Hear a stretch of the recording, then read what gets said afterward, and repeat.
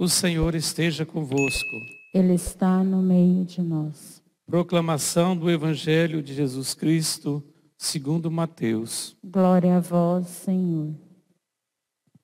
Naquele tempo, entrando em um barco, Jesus atravessou para a outra margem do lago e foi para a sua cidade. Apresentaram-lhe, então, um paralítico deitado numa cama. Vendo a fé que eles tinham, Jesus disse ao paralítico: coragem, filho, os teus pecados estão perdoados. Então, alguns mestres da lei pensaram: este homem está blasfemando.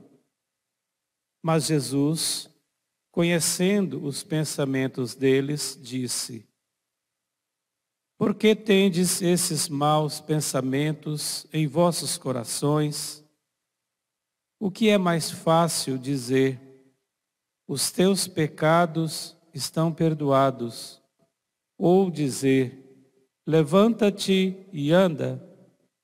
Pois bem, para que saibais que o Filho do Homem tem na terra poder para perdoar pecados, disse então ao paralítico: levanta-te, pega a tua cama e vai para a tua casa. O paralítico então se levantou e foi para a sua casa. Vendo isso, a multidão ficou com medo e glorificou a Deus por ter dado tal poder aos homens. Palavra da salvação. Glória a vós, Senhor.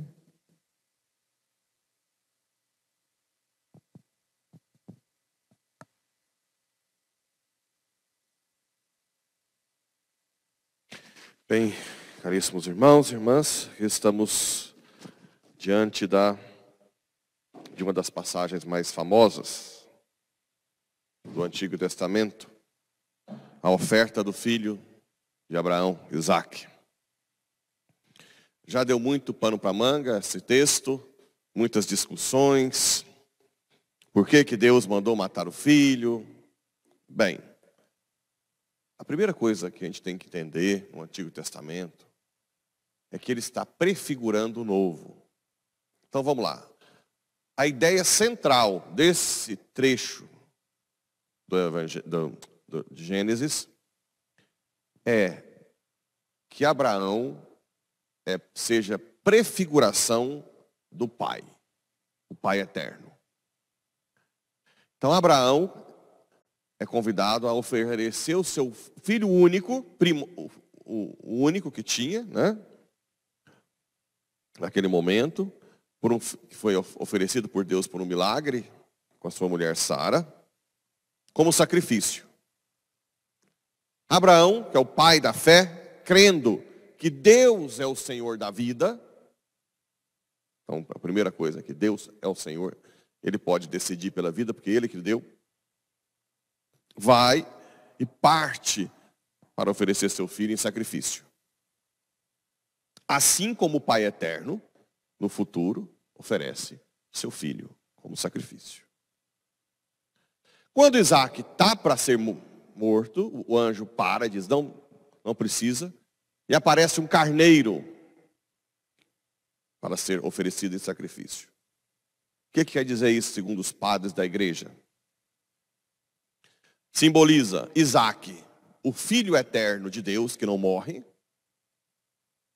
e o carneiro, a natureza humana de Cristo que morre. Ok? É difícil de entender ou não? Então é uma prefiguração de Cristo. Abraão do pai, Isaque de Cristo. Isaque simboliza o Filho eterno, que o Filho eterno é Deus, natureza divina, que não morre. E o carneiro a natureza humana que morre. Essa é a ideia na revelação divina, né? Mostrar que Abraão não foi até o fim, mas o Pai eterno, por amor a nós, né? Entrega seu filho até as últimas consequências para nos salvar. Bem, as discussões, mas por que? Primeiro, ele é o Senhor da vida, ele pode. Depois, os mandamentos não tinham sido dados ainda. Vamos tentar justificar. Isso aqui é uma tentativa de justificar os questionamentos, né? Os mandamentos foram dados a Moisés depois. Não tinha o mandamento de não matar. E Deus não estava entrando em contradição ainda. Mas o essencial é entender a passagem bíblica como prefiguração da entrega de Cristo na cruz. É isso. O problema é que tem muita gente que estuda como se fosse um livro normal. E não é um livro normal. Ele é 100% humano e 100% divino. Então existem mensagens proféticas que precisam de uma situação assim para que possa entender. Tem um filósofo famoso dinamarquês chamado Kierkegaard. Esse filósofo, ele desenvolveu toda uma filosofia dizendo que o ser humano tem que usar a razão até um certo ponto na fé. Depois de um certo ponto, você tem que abdicar, aniquilar sua razão, esquecer o intelecto e confiar em Deus, na fé. Como se a fé, depois de um certo ponto, fosse uma contraposição à razão. E ele usa esse texto como justificativa disso. Ele usa que a fé vai até certo ponto, assim como Abraão foi até certo ponto usando a razão, até ter o filho. Mas que Abraão teve que abdicar da razão para obedecer à fé. Bem, isso não é verdade. Na nossa fé, nunca a nossa razão vai em contraposição à fé. Até porque a nossa razão foi dada com a capacidade de conhecimento. E a fé é também revelação, é também verdade. O que acontece é que existe um salto, sim, um salto de fé. Mas que não vai contra a razão. É um salto embasado. A nossa razão diz, pode confiar. Deus ilumina a razão, move a nossa vontade e nos diz, pode se entregar, porque Ele é confiável. Deus é confiável. Então não é uma contraposição. A razão nos indica que podemos dar o salto da fé. O mártir, por exemplo. O martírio não é contra a razão. A razão do mártir diz, pode ir até o fim, porque a quem você está entregando a sua vida é o Senhor da sua vida. É confiável, é credível. Entenderam a diferença? Não é que gera uma contraposição à razão, que você tem que negar a sua razão. É a sua razão que diz, salta. Ok? Vai. Entrega a sua vida. Aquele a quem você se entregou, vale a pena. É o Senhor da sua vida, o Senhor do universo. Você não entregou sua vida a qualquer um. Isso é a razão. Kierkegaard dizia que não. Você tem que agora, não, aniquila a razão, não. Esqueço do meu intelecto e eu confio em Deus cegamente. Não. Senão seria aí sim geraria qual é a palavra? Não é contraposição. Uma incoerência em Deus. Porque se o nosso intelecto é participação do intelecto divino, né? Como é que nós vamos chegar a um ponto que nós temos que negar aquilo que Deus nos deu? Uma contradição. Isso que eu queria falar. Geraria uma contradição no próprio Criador. Bem, são só curiosidades, porque vai que um dia alguém fala de Kierkegaard para vocês, né? Bem, e temos também no Evangelho esse momento de tensão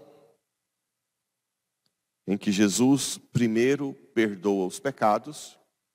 Lembra que eu disse várias vezes que o Messias, para os judeus, eles não tinham consciência que seria o próprio Deus. Sempre acham que é um ser humano ungido por Deus. Então, é muito difícil, até para os apóstolos, entender que é o próprio Deus. Os apóstolos ficavam perdidos também. Ou seja, mesmo profeticamente, ninguém poderia imaginar que Deus nos amasse tanto que Ele mesmo se tornasse uma carne frágil, miserável, miserável no sentido não de pecado, né? É claro que a natureza humana de Cristo não tem pecado, mas uma natureza frágil. E com as consequências do pecado, Jesus não assumiu o pecado, não tem como pecar, porque Ele é o próprio Deus, mas assumiu as consequências, a dor, né? O medo, a tentação, tudo Ele teve, tudo. Quem poderia imaginar que Deus tivesse um amor tão grande como esse? Nunca.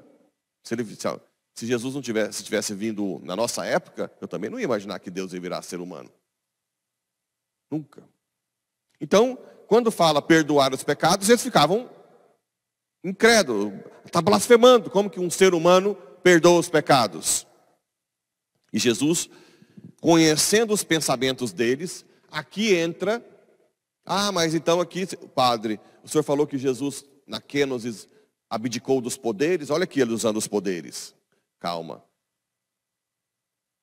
O poder estava na mão do Pai, chamado em ciência infusa. Isso pode acontecer com os santos, não pode? Padre Pio lia os pensamentos. Você nunca... Imagina um Padre Pio aqui.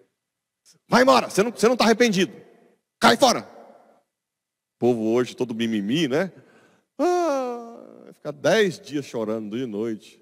Eu ia falar do Padre Pio Iporá uns 3 anos. Graças a Deus, cada um na sua época, né? Hoje tem que... Olha, talvez Deus tenha me revelado que você não se arrependeu. Mas talvez não, né? Você é uma pessoa tão boa. Hoje tem que ter toda uma... para não ferir os corações. Mas Padre Pio tinha ciência infusa. E aquele outro pecado? O que você não falou? Então é isso. Qual é a diferença? É que nós recebemos a ciência infusa por inabitação. O que é inabitação? A morada do Espírito Santo na alma que nós recebemos onde? No batismo. E Jesus não é por inabitação. Jesus é por união hipostática. A natureza humana e divina é a mesma. Então ele já recebe a infusão na sua própria união hipostática. União hipostática, hipóstase é indivíduo, união, natureza humana e divina. Certo? Então aqui ele recebeu uma ciência infusa para a missão. Porque Deus viu, o Pai viu que era importante ele saber os pensamentos. Assim como pode acontecer com um de nós. Né? Espero os dons aí, alguém possa... Acontece às vezes na renovação, né? Tem gente que está pensando isso. Tem gente que não está não está crendo na Eucaristia. É um pouco de...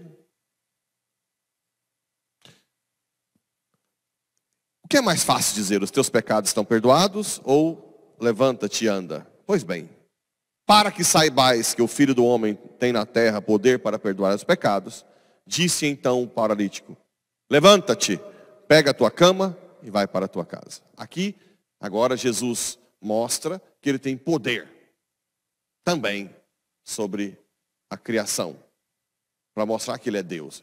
Ele pode perdoar os pecados, porque ele pode fazer milagres, sinais prodigiosos. Vendo isso, a multidão ficou com medo e glorificou a Deus. Graças a Deus, né? Por ter dado tal poder aos homens.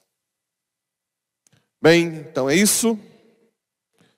Um pouco hoje desses textos que nos ensina cada vez mais a viver pela fé. Na verdade, todos são textos que nos fortalecem na fé. Não esqueçam que a fé é uma virtude teologal, que vem de Deus. Ao invés de ficar choramingando que eu não tenho fé, peça a fé. Senhor, aumenta a minha fé. Não fica perdendo tempo. Eu não tenho. Não tem mesmo. Vem de Deus. Então, se prostre diante de Deus com humildade e peça essa fé. Então, com certeza, a sua vida vai mudar completamente. Usando a razão, nunca contra a razão, mas dando saltos na vida. Assim seja. Vamos para o ofertório.